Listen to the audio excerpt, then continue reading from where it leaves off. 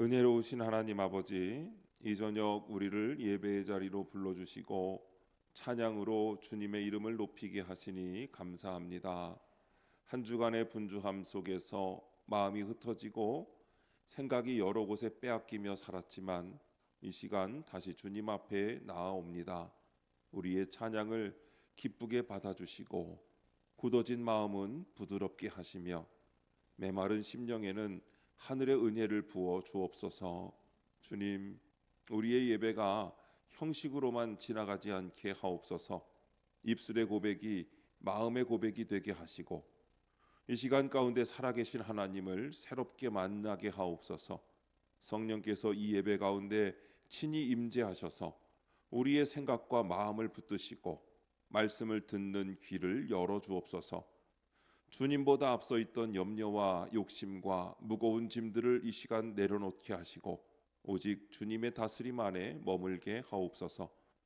말씀을 전하는 종에게 성령의 능력을 더하여 주시고 듣는 모든 성도에게 깨닫는 은혜를 허락하여 주옵소서. 오늘 이 예배가 우리의 마음을 다시 세우는 시간이 되게 하시며 예배 후의 삶에서도 주님을 모시고 살아가는 믿음의 길로 인도하여 주옵소서. 예수님의 이름으로 기도드립니다. 아멘.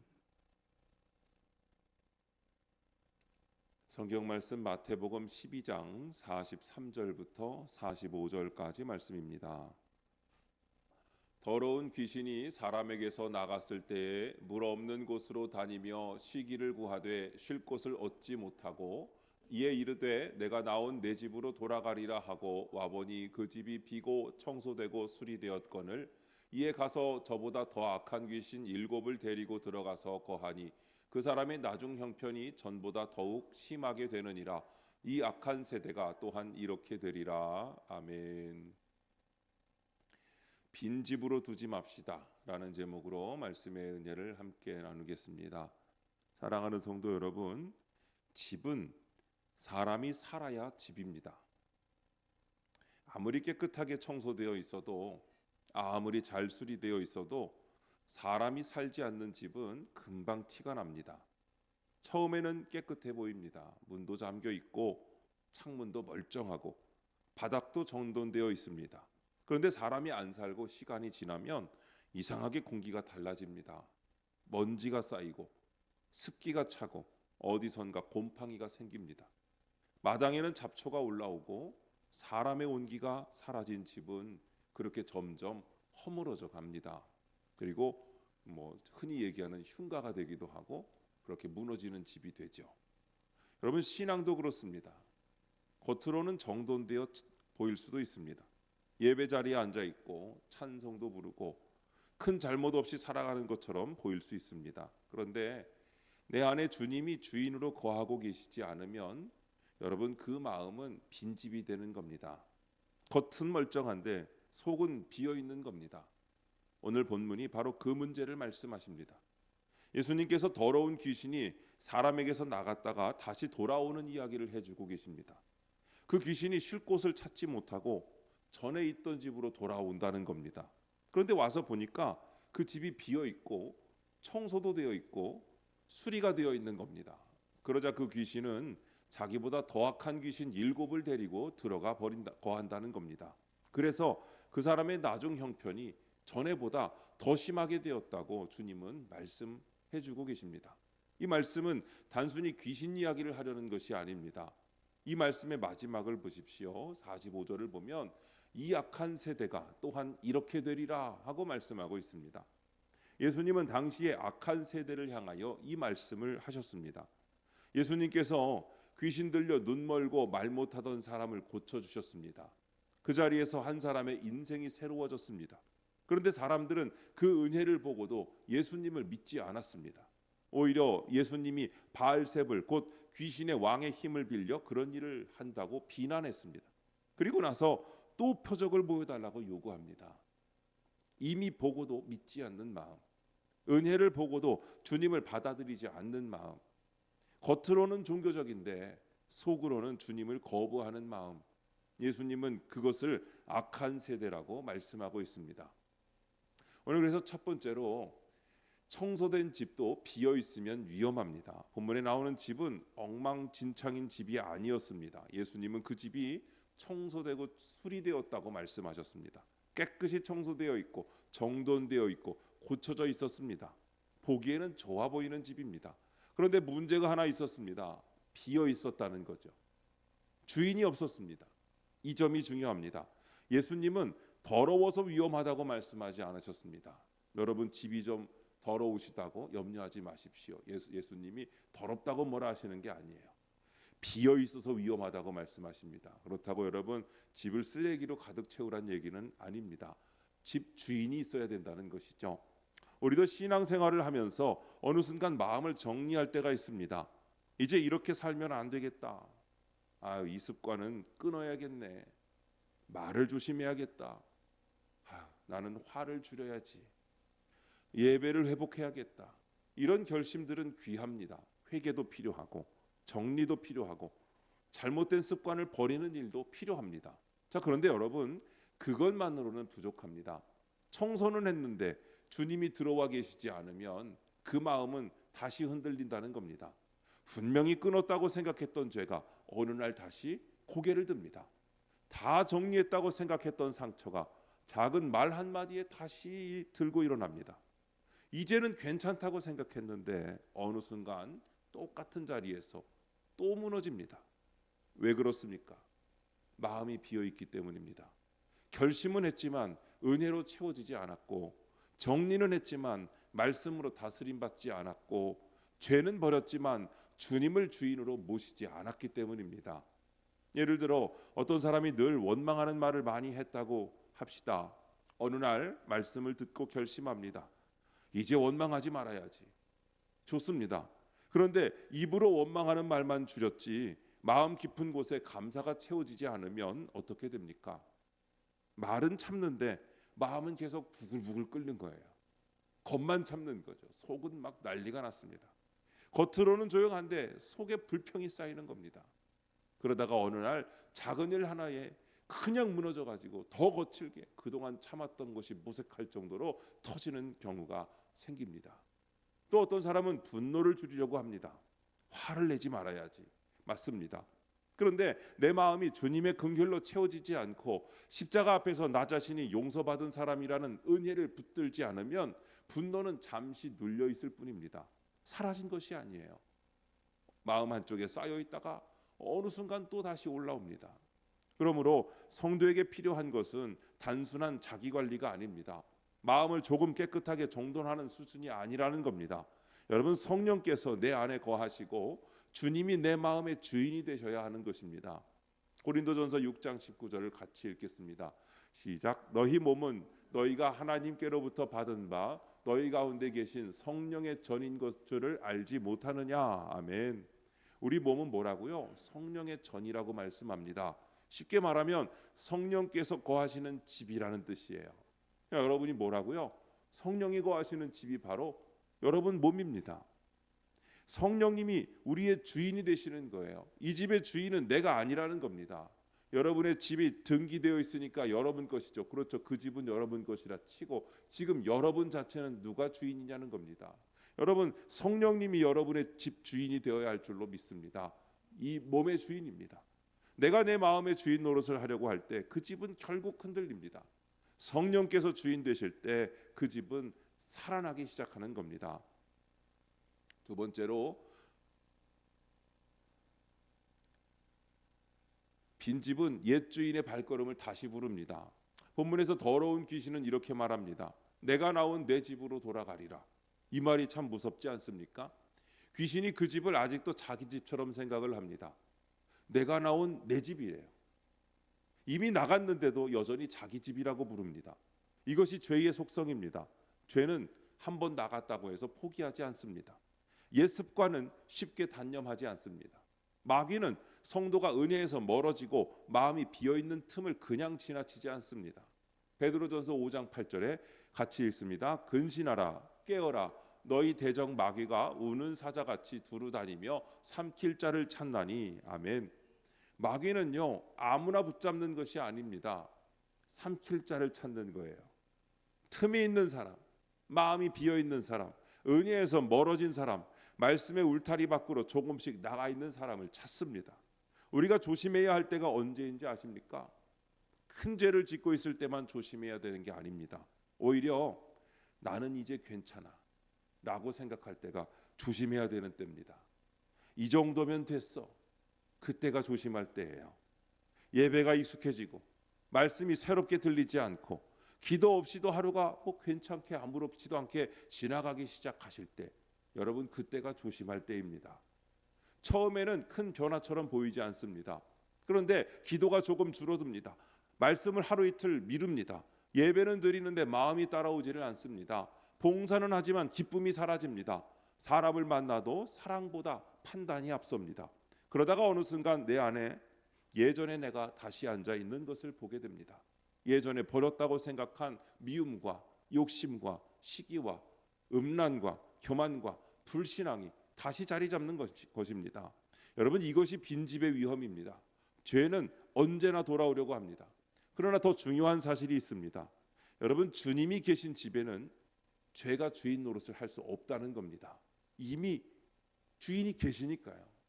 죄가 찾아올 수는 있습니다. 그런데 유혹이 문을 두드릴 수도 있습니다. 그러나 주님이 주인으로 계시면 죄는 그 집을 차지하지 못합니다. 못 들어오는 거예요. 여러분, 여러분의 집에 주인이 있으면 도둑이 들어옵니까? 못 들어옵니까? 함부로 들어올 수가 없는 거죠. 불이 켜져 있고 사람이 움직이고 안에서 목소리가 들리면 도둑도 망설입니다. 그런데 오랫동안 비어있는 집은 다릅니다. 창문 하나가 깨져도 아무도 모릅니다. 그냥 그대로 있으니까 빈집이구나 하고 알려지는 거죠. 문틈이 벌어져도 누군가 살피지를 않습니다. 결국 누군가 들어와 그 집을 더 망가뜨리는 겁니다. 우리 마음도 그렇습니다. 말씀의 불이 꺼지면 위험합니다. 기도의 숨이 약해지면 위험합니다. 감사의 소리가 사라지면 위험합니다. 주님과의 사귐이 끊어지면 마음은 금방 빈집이 됩니다. 그러니 성도는 자기 마음을 너무 믿으면 안 됩니다.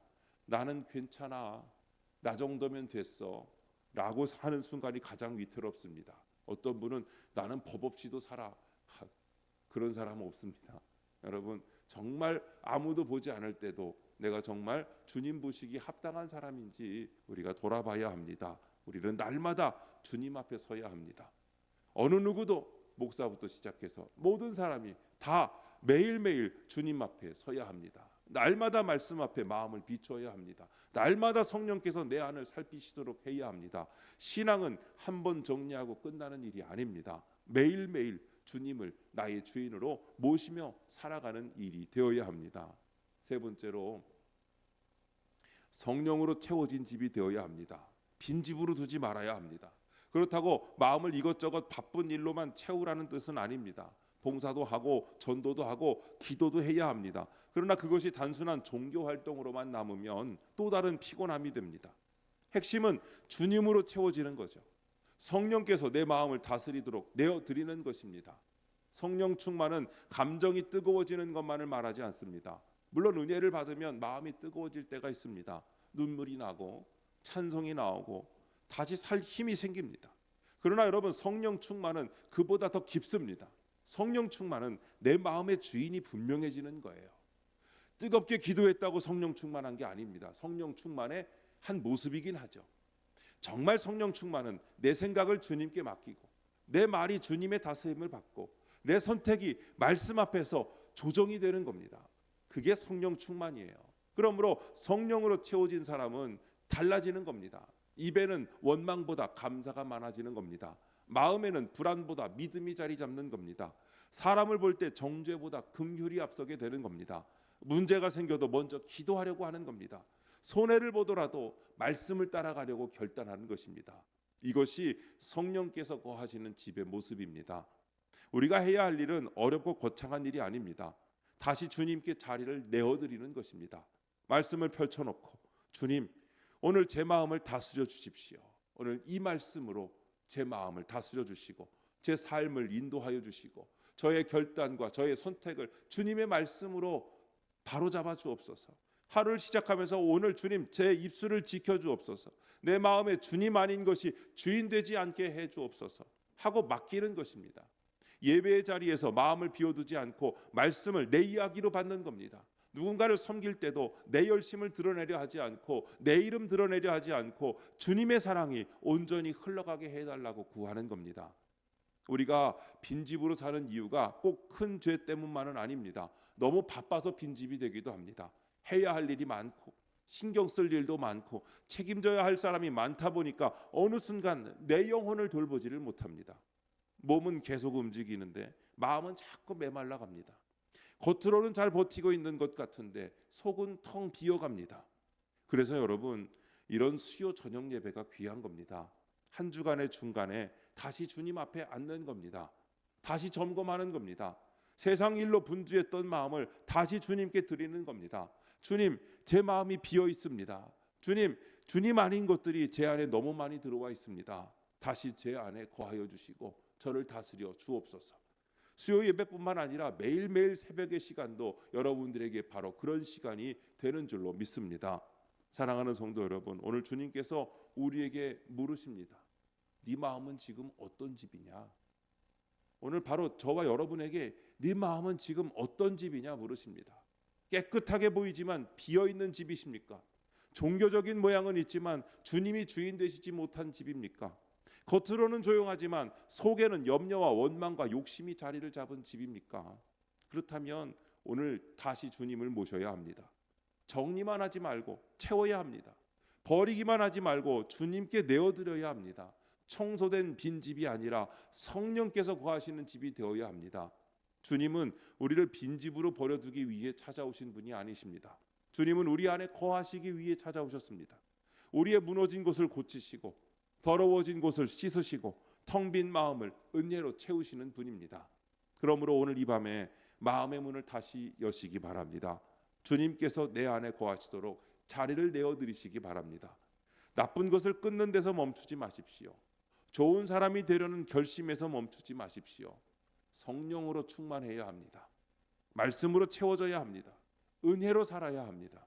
주님이 내 마음의 주인이 되셔야 합니다. 그럴 때 우리의 인생은 빈집이 아니라 성전이 되는 것입니다. 마귀가 틈타는 자리가 아니라 주님의 은혜가 머무는 자리가 되는 것입니다. 불안과 욕심이 드나드는 집이 아니라 감사와 평안과 순종이 자라는 집이 되는 것입니다. 오늘도 우리의 마음을 성령께 내어드리시기 바랍니다. 주님이 주인 되시는 집으로 살아가십시오. 그래서 세상의 염려와 죄의 유혹에 끌려다니지 않고 주님의 은혜로 충만하여 믿음의 길을 끝까지 걸어가는 저와 여러분 되시기를 주님의 이름으로 축원드립니다. 기도하겠습니다. 기도하실 때 기도의 제목을 드립니다. 우리 마음이 비어있지 않게 하시고 말씀과 성령으로 같이 읽을까요? 자, 이 기도 제목 같이 읽고 기도하겠습니다. 우리 마음이 비어있지 않게 하시고 말씀과 성령으로 채우셔서 주님이 주인 되게 하옵소서. 죄를 버리겠다는 결심에 머물지 않고 날마다 기도와 순종으로 주님을 모시는 믿음 되게 하옵소서. 염려와 원망과 욕심은 물러가고 감사와 믿음과 사랑이 자라 주님의 성전답게 살게 하옵소서. 이 시간 주여 한번 부르시고 잠시 동안 말씀에 받은 은혜를 붙잡고 기도하겠습니다. 주여 하나님 아버지 감사합니다. 오늘 말씀 앞에서 우리의 마음을 돌아보게 하신 것을 감사합니다. 우리의 마음이 겉으로는 예배의 모양을 지키고 신앙의 언어를 사용하며 살아왔지만 정작 우리 안에 주님이 주인으로 계시지 못한 때가 많았던 것을 고백할 수밖에 없습니다. 죄를 버리겠다고 결심하면서도 주님으로 채우지 않았고 마음을 정리하려 하면서도 성령의 다스림을 구하지 못했습니다.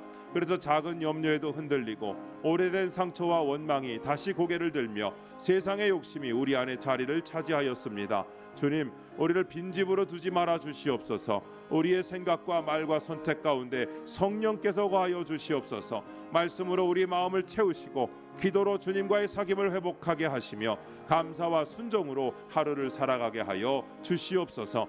버리는 데서 멈추지 않고 주님을 모시게 하시고 정돈된 마음을 넘어 성령으로 충만한 심령이 되게 하여 주시옵소서. 이제 우리의 마음의 문을 다시 엽니다. 주님이 주인 되어 주시옵소서. 염려가 아니라 믿음이, 원망이 아니라 감사가, 욕심이 아니라 순종이 우리 안에 자라게 하여 주시옵소서. 우리의 삶이 죄가 드나드는 빈집이 아니라 주님의 은혜가 머무는 성전이 되게 하여 주시옵소서. 주님, 이 시간 여기 머문 모든 성도들에게 말씀의 은혜가 넘치게 하여 주시옵시고, 아버지 말씀의 인도하심 따라 살아갈 때에 끝까지 승리하는 믿음의 자녀들 다 되도록 주님 함께하여 주시옵소서. 이 시간 주님께 간절한 기도의 제목이 있사오니 들어 응답하여 주시옵시고, 인도하여 주시옵시고, 동행하여 주시옵시고, 함께하여 주시옵소서. 함께하심을 믿습니다.